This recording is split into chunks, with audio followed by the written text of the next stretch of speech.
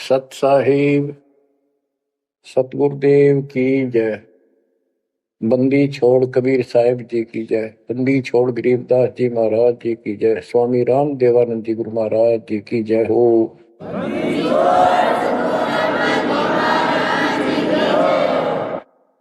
सर्व संतों की जय, सर्व भक्तों की जय, धर्मी पुरुषों की जय। श्री काशी धाम की जय, श्री सुडानी धाम की जय, श्री क्रोथा धाम की जय, श्री बरवाड़ा धाम की जय। सत साहिब परमपिता परमात्मा की प्यारी आत्माओं, परमेश्वर कबीर जी ने आपके ऊपर विशेष रजा की है। आप अमर कथा सुन रहे हो, सत्यनारायण कथा सुन रहे हो, और आप कहीं भी बैठे हो, दाता ने कैसी दया कर दी। चलते फिरते बैठकर परमात्मा का गुणगान सुनो। बच्चों, ये सत्संग जो है ये आध्यात्मिक पढ़ाई है, ये आध्यात्मिक शिक्षा है। इसको समझने के लिए भी काफी समय की आवश्यकता है। जैसे बच्चे स्कूल जाते हैं, यानी 15-16 वर्ष तक तो वो टोटली फ्री होते हैं। अपनी पढ़ाई करो, ट्यूशन लगवाओ, क्लास में पढ़ो। तो ऐसे करते करते वो विद्वान बन जाते हैं, डॉक्टर बन जाते हैं, इंजीनियर बन जाते हैं और बड़ी बड़ी शिक्षाएं प्राप्त कर देते हैं। इसी प्रकार आपको ये आध्यात्मिक लेक्चर अटेंड करते रहना चाहिए। संसारिक काम भी करो, शिक्षा ग्रहण भी करो, लेकिन ये शिक्षा साथ जरूर ग्रहण करो। इसके बिना सब व्यर्थ है। वो तो सिर्फ पेट के लिए, रोजी रोटी के लिए। जो भी कर्म हम करते हैं सब रोजगार के लिए होता है, और वो रोजगार करते करते नुकसान हो जाता है। सब कुछ करते करते हानि हो जाती है, कोई लाभ नहीं मिलता। इधर कमाते हैं, उधर रोग हो जाता है। यहां से कमाया, उधर खत्म हो गया। तो परमात्मा के चरणों में आने के बाद, इसकी शरण आ जाने के बाद, तो ये इस तरह के कष्टों को कम कर देगा। परमात्मा की महिमा भी ना सुने, भक्ति ना करें और काम में ज्यादा ध्यान दें, कदे नुकसान ना हो जाए। और वो करते करते हो जाता है, फिर घर के रहते ना गांठ के। इसलिए काम अवश्य करो, पर इसमें नागा ना करो। परमात्मा की महिमा अवश्य सुनो और भक्ति डेली करो। सुबह दोपहर शाम के परमात्मा की स्तुति। आजकल तो अनपढ़ भी कर सकते हैं, मोबाइल घर घर है, उसमें लगाओ आरती सुबह दोपहर शाम की, आराम से सुनो। काम भी करते रहो, खाना बना रहे हो, आरती चल रही है, बहुत बढ़िया, ध्यान आरती में रहेगा। जैसे ड्राइवर गाड़ी चलाते हैं, ड्राइविंग तो बहुत सावधानी का काम होता है, लेकिन उसमें बातें करते रहते हैं, वो चलाता भी रहता है। इसी प्रकार इस समय का ऐसे सदुपयोग करो, श्रवण भी करो, गाड़ी भी चलाओ, तो आरती भी लगा लो, उसके अंदर चलते रहो, सुनते रहो। तो परमात्मा ने आपके ऊपर रजा करने में कसर नहीं छोड़ रखी। और अब आप भी चौकस हो जाओ, सतर्क हो जाओ, समर्पित और दृढ़ हो जाओ। तो बच्चों, ये है वो तत्व ज्ञान। और अभी तक तो हमारे को अध्यात्म का सिर पैर भी ज्ञान नहीं था। और जब तक बच्चों हमें विश्वास नहीं होता कि परमात्मा कौन है, इसका प्रमाण कहाँ है, कहाँ प्रूफ है, और हमारी आत्मा इस बात को नहीं स्वीकार कर लेती क्या सचमुच यही सत्य है, तब तक हम भक्ति भी करते रहते हैं और आत्मा अस्थिर रहती है, मन अस्थिर रहता है, कोई भी कोई साधना बताता है हम उसी को करने के लिए तत्पर हो जाते हैं। वो पहले वाली तो छोड़ते नहीं और भी शुरू कर देते, क्योंकि हमें चाह है परम पिता की। हमें इस बात का एहसास है कि एक शक्ति है जो हमारे दुखों का निवारण करती है, किस्मत से भी अलग देती है। किस्मत में दुख आया, प्रारब्ध में कष्ट हुआ, तो हम उसके निवारण के लिए किधर झाड़ फूक वालों के पास, कहीं हाथ दिखाने गए, कहीं पहाड़ों पर किसी ने बताया वहां गए, व्रत रखने को कहा वो रखा। हमने हर तरह से कोशिश की कि कोई सुख प्राप्त हो, ज्यादा धन प्राप्त हो, लेकिन ऐसा कुछ नहीं हुआ। वैसे कभी इत्तेफाक से कोई दाव लग गया, कोई हटकर कोई ऐसा लाभ होता दिखा हो गया, वो होना तो था कर्म का, प्रारब्ध में आ गया कोई और वो सूत बैठ गया, और हम और दृढ़ हो गए उन्हीं पूजाओं पर, उन गलत साधनाओं पर जो गीता में मना कर रखा है। दास अपनी बताता है ये आपके साथ भी अवश्य हुई है, आपको अब एहसास होगा। जैसे दास बचपन से रामकृष्ण और विशेषकर विष्णु जी का, कृष्ण जी का विशेष भक्त रहा है, इसके साथ हनुमान जी के प्रति भी लगन में, तड़प में, चाह में कोई कमी नहीं थी। इस कारण से मंगलवार का व्रत रखना, किसी ने बता दिया कि सालासर एक स्थान है जहां पर हनुमान जी का बहुत प्रसिद्ध मंदिर है और वहां जाने से सारे सुख हो जाते। तो दास सिरसा सर्विस करता था, हरियाणा का एक शहर है, पंजाब से सटा हुआ डिस्ट्रिक्ट है। वहां से पता चला तो दास बैठ कर ट्रेन में सालासर पहुंचा, शुरू उतरा, वहां से अन्य साधनों से वहां एक छोटा सा गांव सालासर, वहां एक छोटा सा मंदिर और उसमें एक पत्थर की मूर्ति, तो उसकी शक्ल भी ठीक सी को ना हनुमान का वो आइडिया लगाया जाता। उस समय यह सन 1978 की बात है, ऐसा कोई वहां पर ज्यादा भीड़ नहीं होती थी, हम सुबह आराम से दर्शन कर लेते थे। हद से हद 500-400 आदमी जाते थे। फिर देखते देखते 10 साल में वहां पर टेढ़ी मेढ़ी लाइन बनने लगी, यानी 4-4 घंटे में नंबर आने लग गया। और उस दौरान जैसे भी कोई राहत मिली, जैसे सर्विस लगी, पढ़ते थे, पास होते चले गए, हनुमान जी और श्री कृष्ण की जय जयकार, हम पढ़ते थे, पास होते चले गए। तो ये श्रेय अपने इन इष्ट देवों को मानते थे जो एक से अनेक थे, श्री विष्णु भगवान, कृष्ण जी, श्री राम जी और हनुमान जी, शंकर भगवान जी। यानी शंकर भगवान जी को पीछे नहीं रखते थे, और ये बता रखा था अगर माँ की भक्ति नहीं करनी, इसको विशेष ध्यान नहीं देते थे इसके ऊपर। फिर भी पास हुए, सर्विस लगी, पुत्र प्राप्त हुआ, फिर संतान होती चली गई, और इतनी खुशी हुई कि सारा कुछ हनुमान जी ने, श्री कृष्ण जी ने, विष्णु जी ने कर दिया। और ये देख रहा है दास के जो कबीर नास्तिक है उनके भी सुख हो रहे थे। तो बात ये है, अब पता चला कि ये साधना वो सुख देने की थी नहीं जो हम इन कैसर कर रहे थे, यकीन से होगा इनको श्रेय दे रहे थे।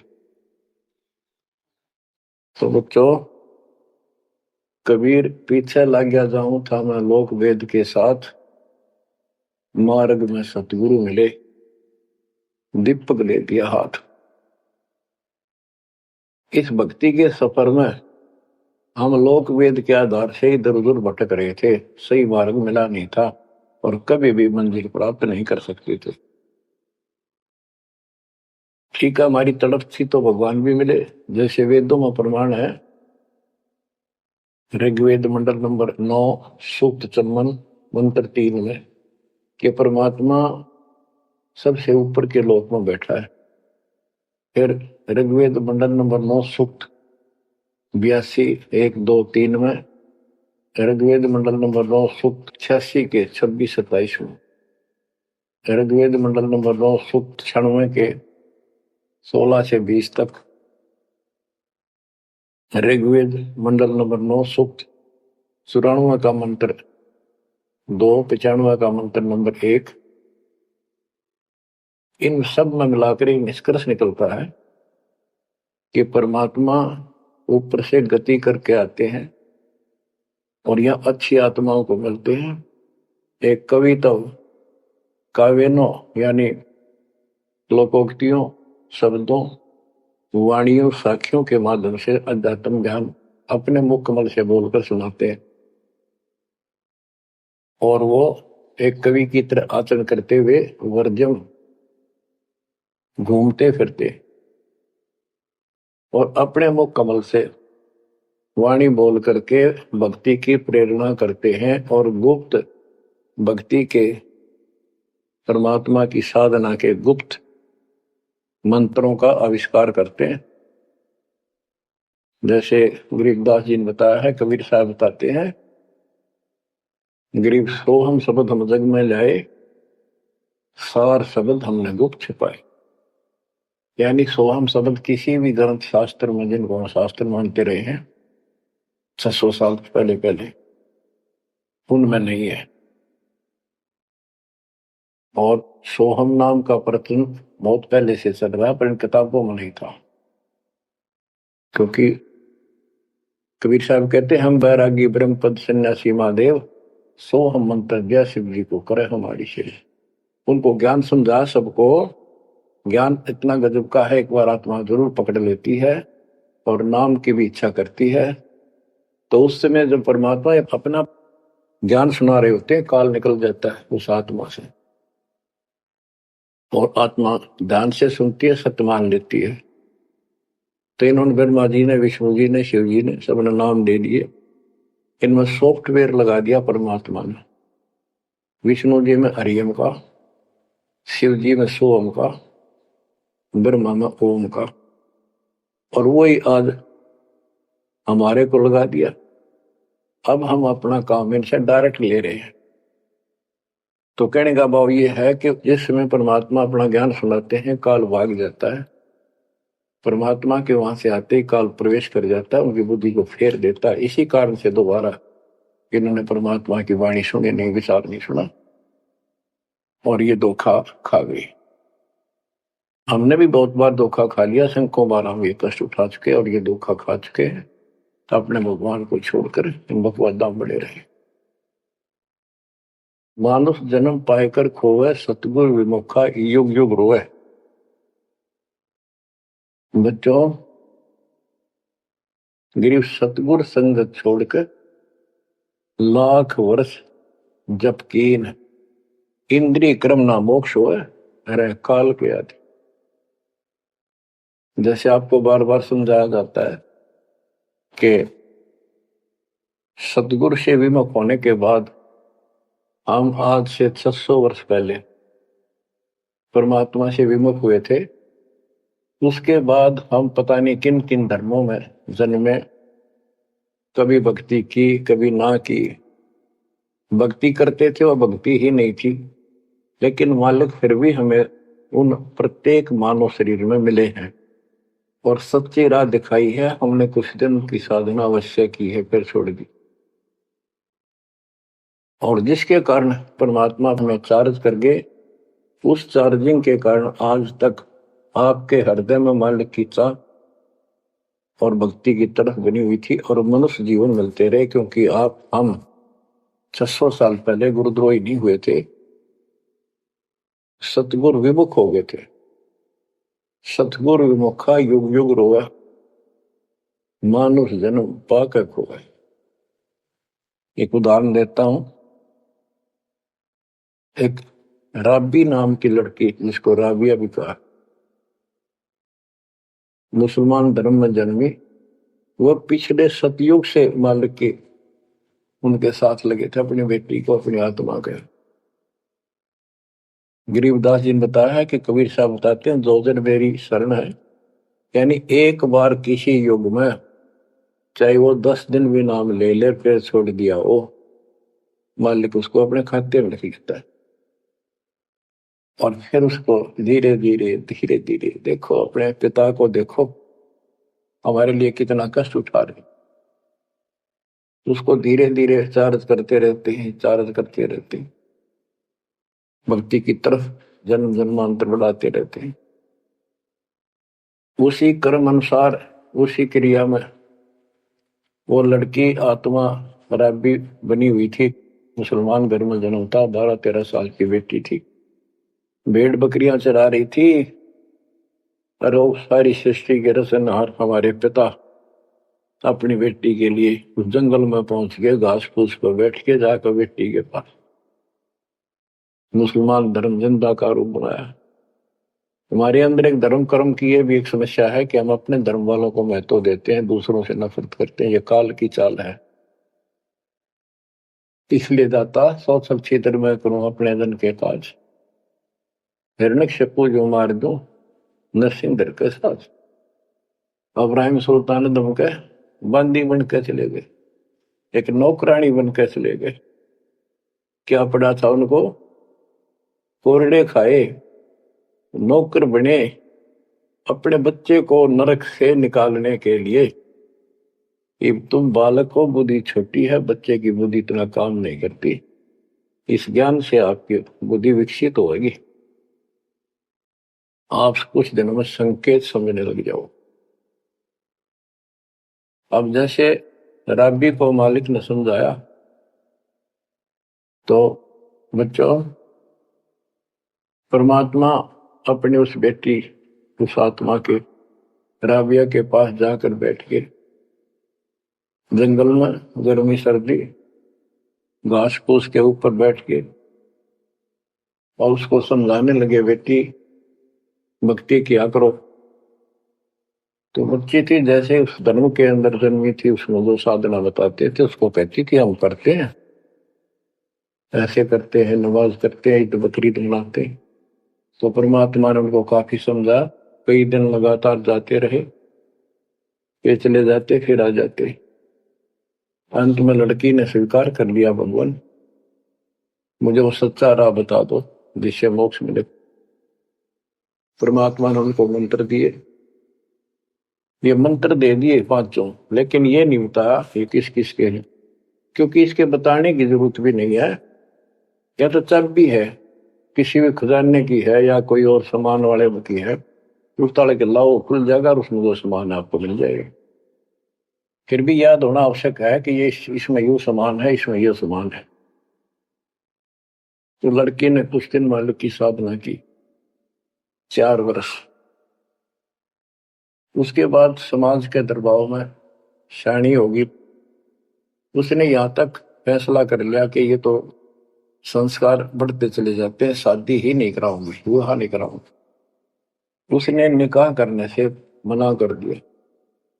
माँ बाप ने कोशिश की लेकिन बिल्कुल स्पष्ट शब्दों में कह दिया, मैं विवाह नहीं करूंगी, मैं अल्लाह खुदा को प्राप्त करूंगी।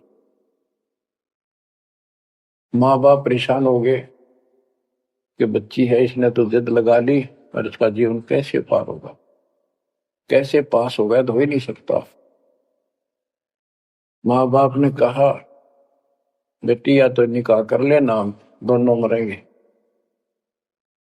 लड़की ने सोचा चल माता पिता की हत्या का क्यों सिर पर दोष दूं, आगे अपने पति से बात कर रहे हैं। निकाह हो गया। मुसलमानों के अंदर लड़की से अपनी राय पूछी जाती है विवाह के समय कि क्या आपको ये निकाह कबूल है। लड़की यस कर देती है तो विवाह होता है, न तो नहीं होता। ये स्वतंत्रता बेटी को है। उसने यस कर दी, विवाह होगा। उनका पति बहुत बड़ा अधिकारी था, अफसर था, साहब था। मुसलमानों में एक से अधिक विवाह भी हो जाते हैं, सामान्य बात है। तो उसने यही विचार किया था कि तो शादी और कर लेगा, वहां दबाव बनाऊंगी ना तो मर जाऊंगी और क्या इलाज है। तो उसने अपने पति से अपना उद्देश्य बता दिया, मैं भक्ति करना चाहती हूँ, मेरी कतई तमन्ना नहीं है कोई शादी और बच्चे पैदा करने की। यदि आप मेरे साथ जबरदस्ती करोगे तो मैं सुसाइड करूंगी। उनका पति भगवान से डरने वाला मुसलमान था, वास्तव मुसलमान था। उसने कहा, राबिया आपने निकाह कबूल क्यों किया, ये बता। उसने कहा कि मेरी मजबूरी थी, मेरे माता पिता मर जाते, मैं वो दोष नहीं लेना चाहती थी, उनका भी काम बन गया। कि आप बताओ आपका क्या इरादा है। मेरा फाइनल है, या तो मौत या अपनी भक्ति करूंगे। इतना दृढ़ विश्वास देखकर उसने कहा कि राबिया कोई बात नहीं, आप भक्ति करो, मैं अल्लाह के मार्ग में बात नहीं बन सकता, मैं भी भगवान से डरने वाला हूं। लेकिन जैसे आपकी लोक लाज के कारण आपके पिता की समस्या प्रबल थी, इसी प्रकार समाज हमारा भी है, लोक लाज हमें भी है। आप मेरी दृष्टि में, मेरी तरफ से तो मेरी सिस्टर होगी, समाज की दृष्टि में मेरी वाइफ बनकर रहना होगा। वो बोली मुझे मंजूर है। उसके लिए अलग व्यवस्था कर दी, अपनी भक्ति कर, किसी चीज की कमी नहीं आने देंगे। उसने अपनी और शादियां कर ली। अब वो 50 साल की होगी, सब देखा कि ये तो बिल्कुल देवी का रूप है, पलक भी उठाकर नहीं देखती। ये पिछले संस्कार थे, वो बैटरी चार्ज थी, उसमें चाह थी, आगे बैटरी लगी नहीं है, धीरे धीरे नष्ट होगी। या रोड मारा काल मारी, ये बहुत बड़ा षड्यंत्र है। सतगुरु कबीर साहब ने इसको कोई खोल नहीं सकता, इसे बचा भी नहीं सकता। इसलिए सतगुरु की शरण नहीं छोड़नी चाहिए। उसने अपने पति, जो संसारिक दृष्टि के पति से कहा कि मैं हज करने जाना चाहती हूँ। उसके पति ने कहा, बहुत खुशी की बात है, मुझे पुण्य मिलेगा आपके सहयोग में, और कोई व्यवस्था ऊंट घोड़े की करवा देता हूँ, उस पर आराम से बैठ कर जाइए। बोली नहीं, मैं पैदल जाऊंगी, क्योंकि ये आस्था हमारी भगवान के प्रति अहंकार में नहीं, ऐसे जाना तो और बढ़िया है, ये वो शुरू से धारणा है। उस समय साधन भी नहीं होते थे, ऊंट घोड़े होते थे, रेगिस्तान में ऊंट ही चलते थे। वो बोली नहीं, मैं पैदल जाऊंगी। राबिया पैदल जा रही थी, रास्ते में कुआं था, उसको बाल्टी और रस्सा नहीं था। एक कुतिया वहां पर बहुत बुरी तरह रो रही थी, कभी कुएं की तरफ जा रही थी, राबिया के चरणों की तरफ आ रही थी। वो समझ गई कि प्यासी है और साथ में बच्चा है, मरेगी की, बच्चे भी मरेंगे। आओ देखा ना ताओ देखा, दया बिना दरवेश कसाई। वो दरवेश थी, संत थी, दयालु थी, असली मुसलमान थी। उसने अपने बाल पाड़े सिर के, रस्सी बनाई लंबी, वो 100 फुट नीचे पानी होता था, और फिर अपने कपड़े निकाल कर शरीर के उसके बांध कर नीचे भिगो के बाहर टपकाए, निचौड़े एक मटके के टूटे हुए पात्र में। कुतिया ने जी भर का पानी पिया, और लड़की ने अपने जो सिर के बाल पाड़े, थोड़ा बहुत खून निकला था, रक्त, ब्लड को साफ किया, कपड़े पहन लिए, मक्का के लिए चलने लगी। वो मक्का उठ के कुएं के साथ आकर खड़ा हो गया। लड़की ने तो जाना ही मक्का में था, एकदम प्रवेश कर गई। उधर इब्राहिम सुल्तान अदम की पहले बॉडी में वो आत्मा गई हुई थी, क्योंकि परमात्मा उनको भी प्रेरित करते हुए आ रहे थे। जो इब्राहिम सुल्तान अदम बाद में सम्मान बना, तो जिनको ये ज्ञान हो जाता था, वो अपने धार्मिक मेलों में जरूर जाते थे औरों को समझाने के लिए। तो इब्राहिम सुल्तान अदम वाली आत्मा वहां गई हुई थी, लोगों में चर्चा हुई, वे मक्का गया कहाँ, हद होगी, मंदिर ही नहीं है यहाँ पर।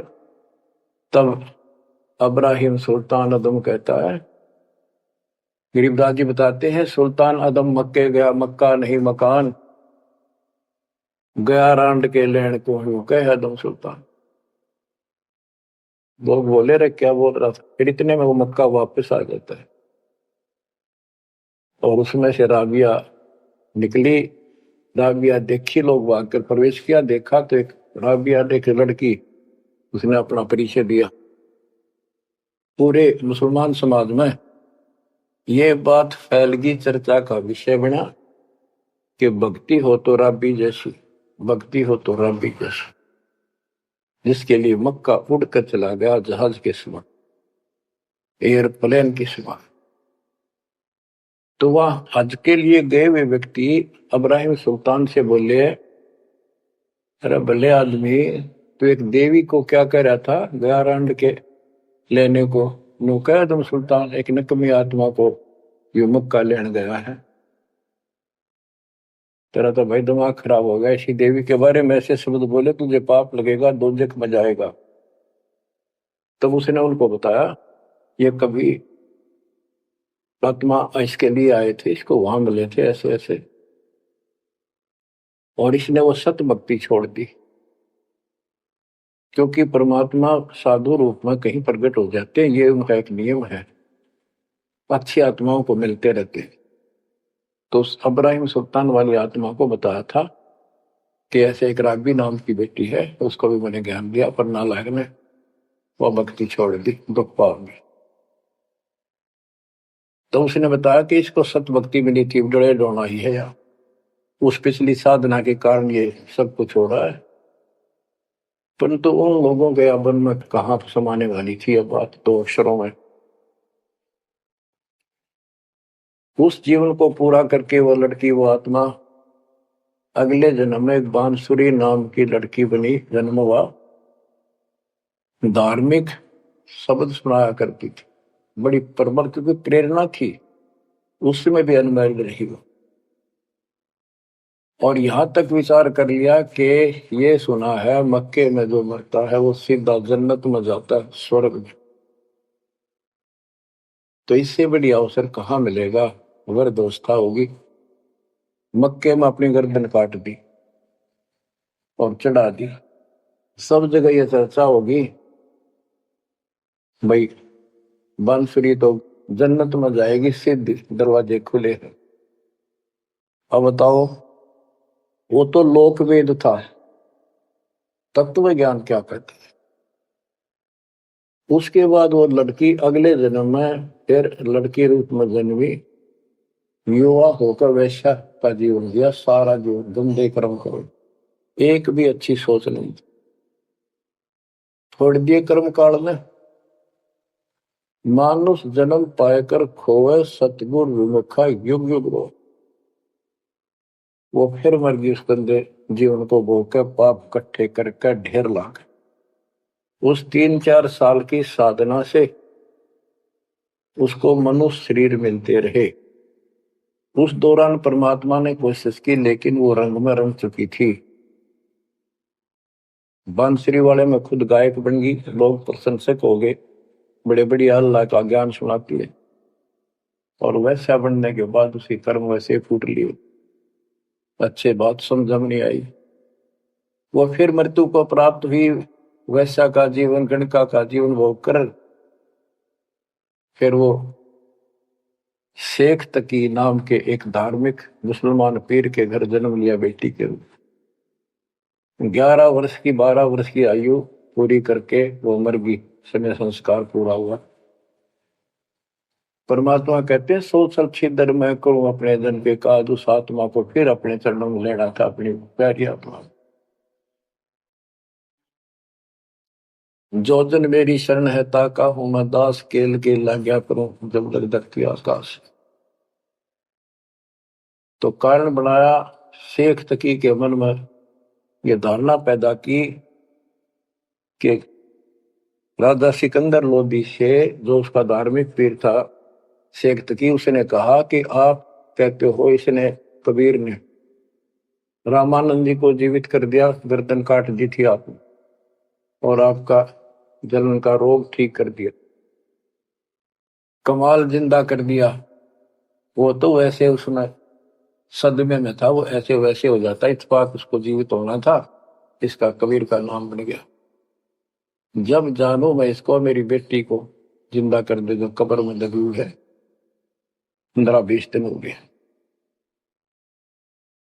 तो कबीर साहब से कहा गया, कबीर साहब ने कहा कि आसपास के लोगों को बता दो कि आ जाओ, एक कमाल होगा। उस शेख तकीर ने ढिंढोरा पिटवा दिया कि इसकी बेइज्जती हो तो छक्का हुआ, मूर्ख बना रहा। उधर कबीर साहब ने कह दिया कि भाई खूब बुला लो, आसपास जितने बुला सकते हो, सबके सामने देखते हैं परमात्मा की क्या रजा होती है। हजारों व्यक्तियों के सामने कब्र फुड़वा दी, उसमें 100 पड़ा था। कबीर साहब ने कहा एक शेख तकी की बेटी जीवित हो जा, लड़की नहीं जीवित हुई। फिर दोबारा कहा, फिर भी जीवित नहीं हुई।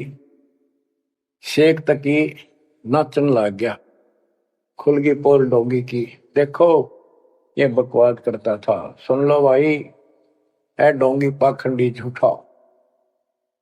तो परमात्मा ने कहा कि शेख तकी तू कोशिश कर ले। तो और दूसरे बोले जी ये कुछ करने दोगा होता था, अपनी बेटी ने कौन मिट्टी में दाबा है, आपका दया करो। तब कहा है कबीर की बेटी जीवित हो और बाहर आ बेटा। इतना ही कहना था, सारा शरीर में कंपन हुई, डेड बॉडी जीवित होगी, और उठ के बेटी बाहर आ गई, मालिक के चरणों में मस्तक टेका।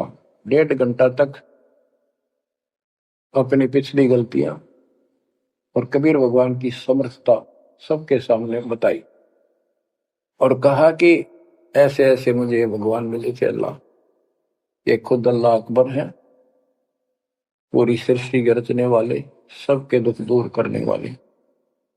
मेरे कर्म फूट गए, मैं इनको छोड़कर ऐसे ऐसे गंदे जीवन जी के मैं आज फिर इनकी कृपा हुई, मेरे जीवन शेष नहीं था। पशु पक्षी बनने वाली लाइन में खड़ी थी, ये परमात्मा वहां पहुंचे और धर्मराज के दरबार में मुझे पेश किया, वहां से मेरे कागज निकाल दिए और मुझे साथ लेकर यहाँ आके छोड़ा। बोलो सतगुरु देव की जय हो, बंदी छोड़ कबीर साहिब की जय हो।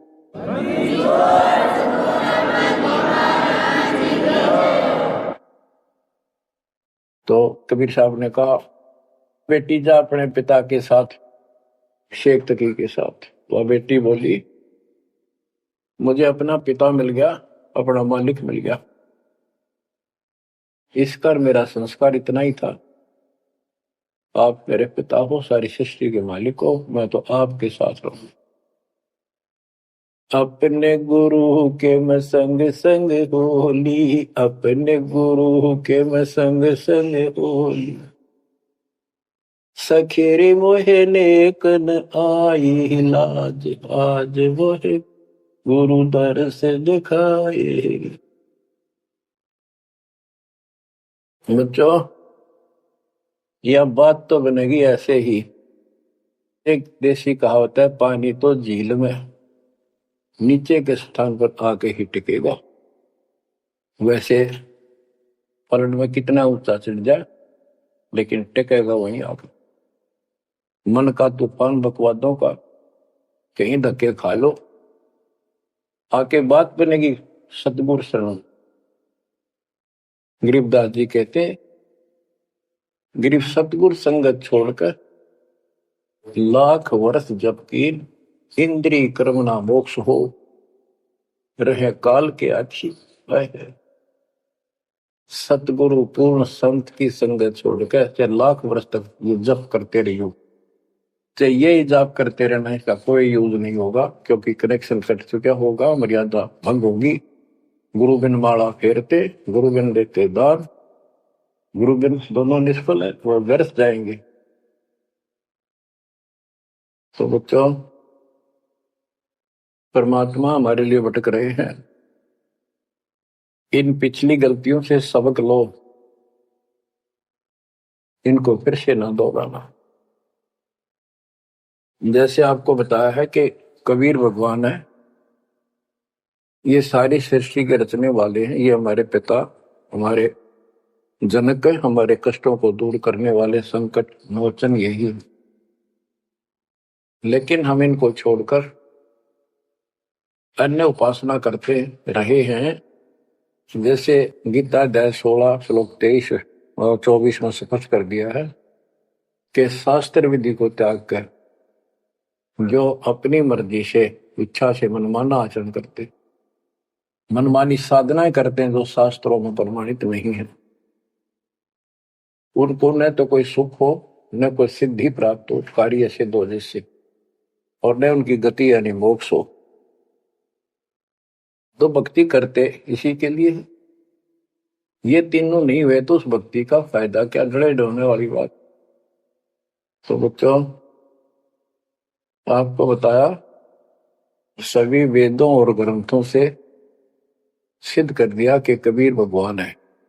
वेदों को तो पूरा विश्व मानता है और हिंदू समाज तो इस पे कुर्बान है। उसके बाद दूसरा नंबर गीता, वेदों से भी प्रथम आ चुकी है वर्तमान में, क्योंकि इसमें ज्ञान बिल्कुल संक्षिप्त में और बहुत तिरपाई सीरीज में। तो इसलिए इनमें सबसे आपको प्रमाणित कर दिया कि कौन सी भक्ति करनी है, कौन सी ना करनी है। गीता अध्याय 16 के 23 में तो बता ही दिया कि शास्त्र विधि को त्याग कर मनमाना करते उनको कोई यूज नहीं। 24 में कहा कि इससे तेरे लिए अर्जुन शास्त्र ही प्रमाण है, कर्तव्य जो साधना करने योग्य है और अकर्तव्य जो ना करने वाली है, इन्हीं के आधार से करो। गीता अध्याय 9 श्लोक 25 में कहा कि भूत पूजने वाले भूतों को प्राप्त होंगे, पितर पूजने वाले पितरों को प्राप्त होंगे, देवताओं की भक्ति करने वाले देवताओं को प्राप्त होंगे, और मेरी भक्ति करने वाला मुझे प्राप्त होगा। अपनी साधना का पूरी गीता में 8वें अध्याय के 13वें श्लोक में एक मंत्र बताया है, ओम इति एक अक्षर ब्रह्म व्यवहारण माम अनुसमरण यह प्रयाति तजन देव से याति प्रभाव। मुझ ब्रह्म का केवल एक ही मंत्र है जिसका जाप करना अंतिम शास्त्र जो इसकी साधना करता है वो मेरे से, इस ओम से प्राप्त होने वाली गति को प्राप्त होता है।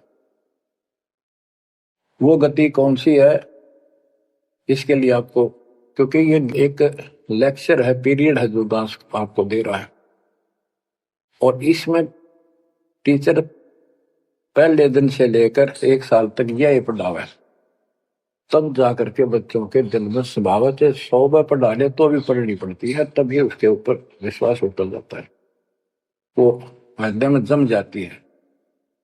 श्री देवी भागवत के 6ठे सकंद में हिमालय राजा को देवी, वो देवी का परम भगत था, कुछ बातें नहीं हो रही थी, तो उसने कहा मुझे मोक्ष दो। धन तो बहुत दे दिया आपने, तो उसने कहा मोक्ष, ये झूठ बोले ने ज्ञान तो है नहीं, और उस भक्ति का ज्ञान इनको, क्योंकि इन्होंने वो खत्म कर दिया जो मूल ज्ञान था, सूक्ष्म वेद का वो पार्ट हिस्सा। तो इसने कहा कि ओम का जाप कर।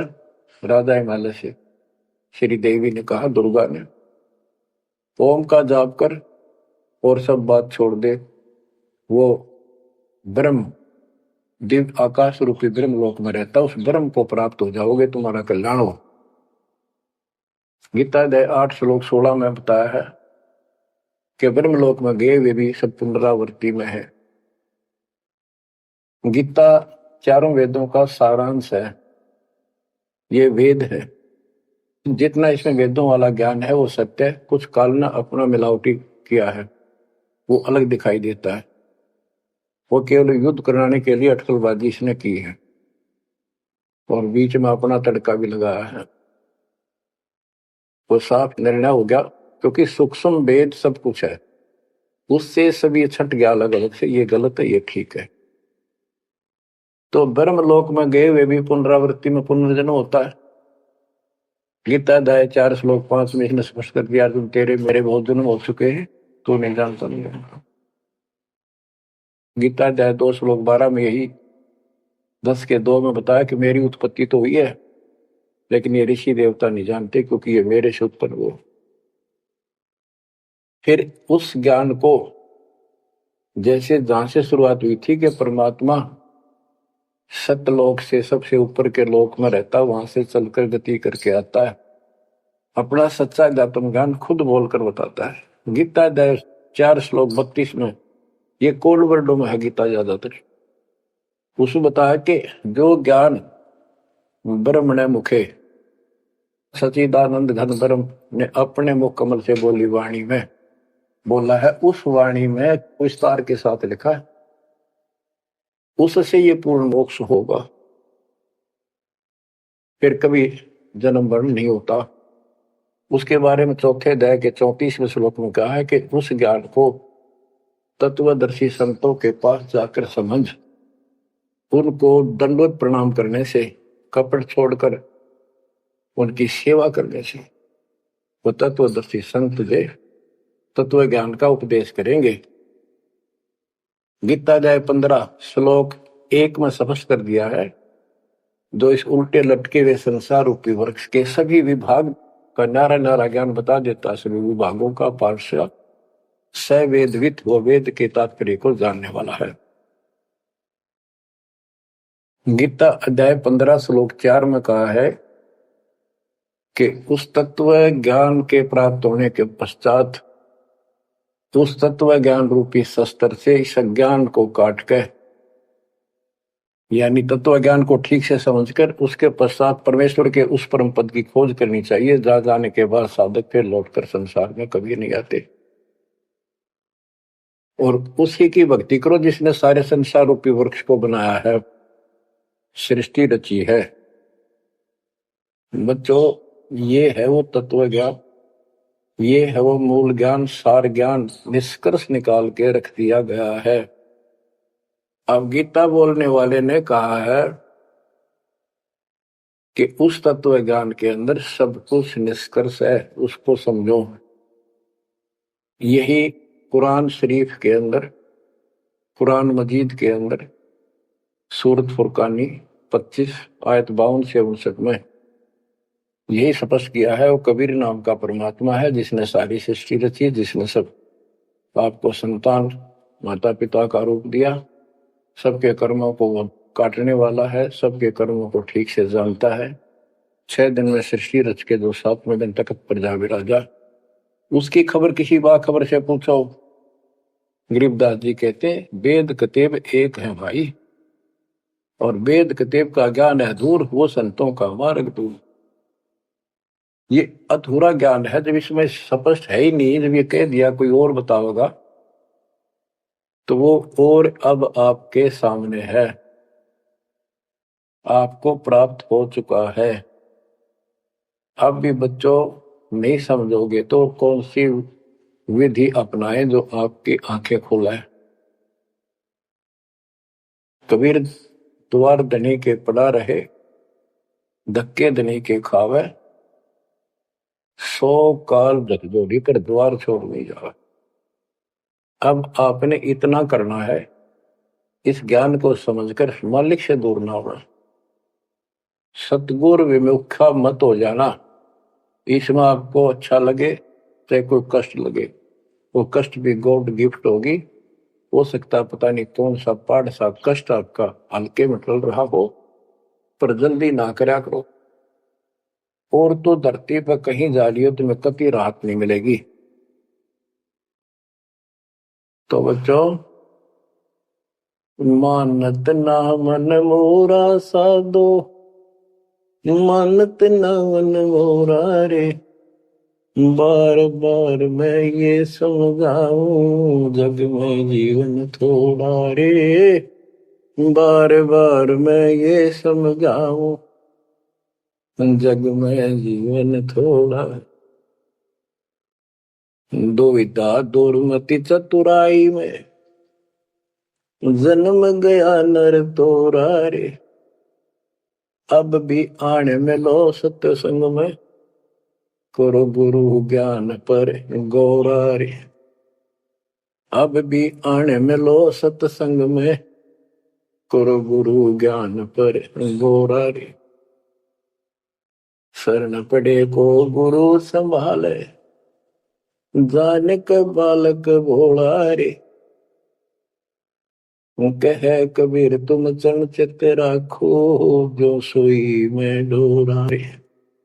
कह कबीर तुम चरण चित राखो, जो सोई में डोरा रे। मानत ना मन मोरा साधो, मानत ना मन मोरा रे। बार बार मैं ये समझाऊं, जग में जीवन थोड़ा रे। बच्चों, जैसे धागा सुई में चिपका रहता है, ऐसे लटके रहियो परमात्मा के दास के चरणों, मोक्ष मिलेगा सत्साहिब।